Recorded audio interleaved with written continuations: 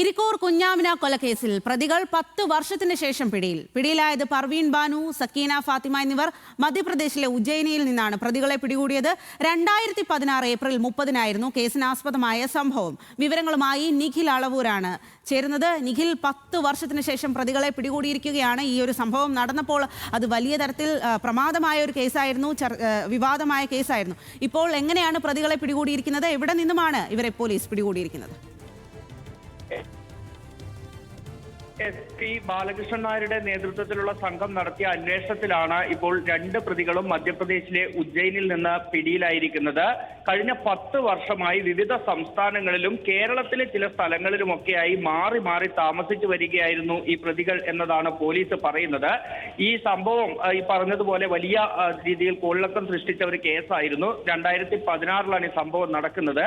വസ്ത്ര വ്യാപാരികൾ എന്ന വ്യാജേനയാണ് കുഞ്ഞാമിന താമസിക്കുന്ന വീടിന് സമീപത്തെ വാടക വീട്ടിലേക്ക് ഈ 2 പ്രതികളും പർവീൻ ബാനുവും സക്കീന ഫാത്തിമയും എത്തുന്നത്. വളരെ ചെറിയ കാലം കൊണ്ട് തന്നെ ഇവർ കുഞ്ഞാമിനയുമായി വലിയൊരു സൗഹൃദം സ്ഥാപിക്കുന്നു. പിന്നീട് ഇവരുടെ വാടക വീട്ടിലേക്ക് വിളിച്ചു വരുത്തുകയും അതിക്രൂരമായി കൊലപ്പെടുത്തുകയുമാണ് ചെയ്തത്. കഴുത്തിലും നെഞ്ചിലും മുഖത്തുമടക്കം 10-ലേറെ കുത്തേറ്റ മുറിവുകളായിരുന്നു കുഞ്ഞാമിനയുടെ ശരീരത്തിൽ ഉണ്ടായിരുന്നത്.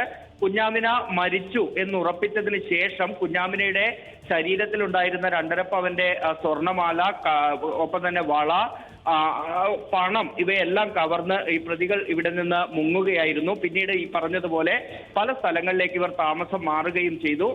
ആന്ധ്രാപ്രദേശിലെ ഓങ്കോൾ പോലീസ് സ്റ്റേഷൻ പരിധിയിലും സമാന രീതിയിൽ ഒരു കുറ്റകൃത്യം നടത്തിയിരുന്നു ഈ പ്രതികൾ.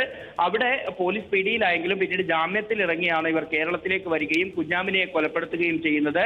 ഇവരുടെ പ്രത്യേകത മറ്റൊന്ന് ഉള്ളത്, 7 ഭാഷകൾ, വളരെ നല്ല രീതിയിൽ 7 ഭാഷകളിൽ ഇവർക്ക് സംസാരിക്കാൻ സാധിക്കും. ആ കഴിവ് കൂടി, ആ ഒരു അഡ്വാൻറ്റേജ് കൂടി ഉപയോഗപ്പെടുത്തിയാണ് ഇവർ വിവിധ ഇടങ്ങളിൽ ഇത്തരത്തിൽ വിവിധ മേൽവിലാസങ്ങൾ, വ്യാജമായ മേൽവിലാസം ഉൾപ്പെടെ ഉപയോഗപ്പെടുത്തി താമസിച്ചു വന്നിരുന്നത്. ഏതായാലും കണ്ണൂർ ക്രൈംബ്രാഞ്ചിന്റെ വളരെ വിദഗ്ധമായ ഒരു ഇടപെടലിലൂടെയാണ് മധ്യപ്രദേശ് പോലീസിന്റെ കൂടി സഹായത്തിൽ ഈ ഡൽഹി സ്വദേശികളായ 2 പ്രതികളെയും ഇപ്പോൾ പിടികൂടിയിരിക്കുന്നത്. ഇവരെ കണ്ണൂരിൽ എത്തിച്ച് ഇന്ന് തന്നെ കോടതിയിൽ ഹാജരാക്കും. കൂടുതൽ അന്വേഷണത്തിനായി ഇവരെ കസ്റ്റഡിയിൽ വേണം എന്നുകൂടി പോലീസ് ആവശ്യപ്പെടും. ശരി നിഖിൽ.